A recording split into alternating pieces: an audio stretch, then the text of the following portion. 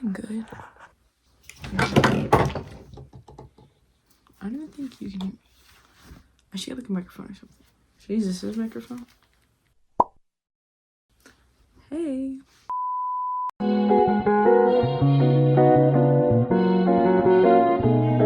Hey guys, welcome back to my channel.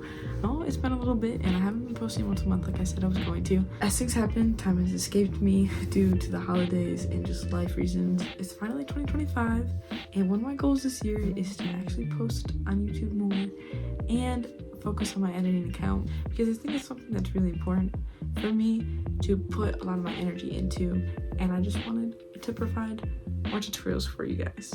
So that being said, I'm back here today to give you guys a tutorial on what I like to call multi-clip velocity, or better known as time displace. This is a fact that I've been using a lot for my TikToks recently, but I haven't seen many tutorials on YouTube, so I just wanted to provide you guys with one and hopefully teach you something new. So instead of me yapping, let's get straight into it. Okay, so what you're going to do once you have your clips ready is you're going to right click on your first clip and then go to time and freeze frame. You want to make sure your time indicator is at the beginning of your clip, and then you're going to move it down towards the end. I always do it like right about there, and then you're going to move your frames up by 20 or 30. So I normally just move mine up by 20. We'll see how that is, and then you're going to ease your keyframes. Then you're going to go to your graph editor, and then you can just copy my graph.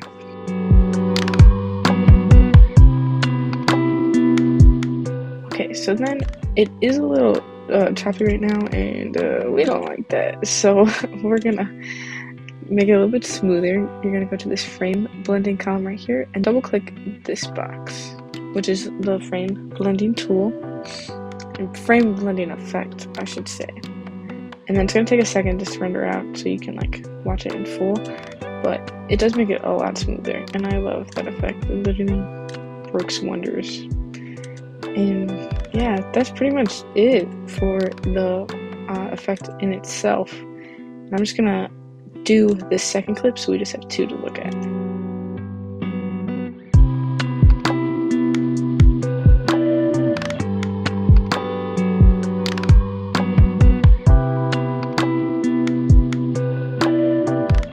Okay, so now we have our clips with this effect, and honestly, I think this effect works better with clips that have like more movement because you can kind of see it more. Like this one doesn't have much movement in it besides like the little zoom, but it's really subtle, so that's kind of nice. But this one, obviously he's moving his head up, so the effect is going to be more emphasized, I guess. So I'm going to show you guys what else I add to this effect that just makes it a little bit more enhanced, I guess. Okay, so what I do now is I go to the effects and presets box right here, and then you're going to search up lens blur. There's a couple different options. If you have the BCC plugin, you could do it this way, or you could just do the camera lens blur. So camera lens blur is a little bit more straightforward, but the BCC one, this is my settings.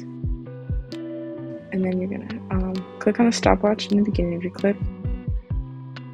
Press U to open up all of your keyframes, and then change this to 0. Then you're just gonna ease your keyframes here, and then you could copy my graph,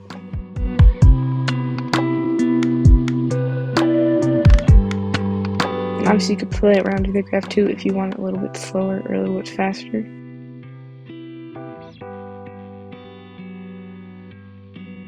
And then I'm also like to add exposure, so you're gonna go back to your effects and presets box, set an exposure, drag that to your clip, you make a stopwatch at the start of your clip at 1, and then you can move it like towards the middle.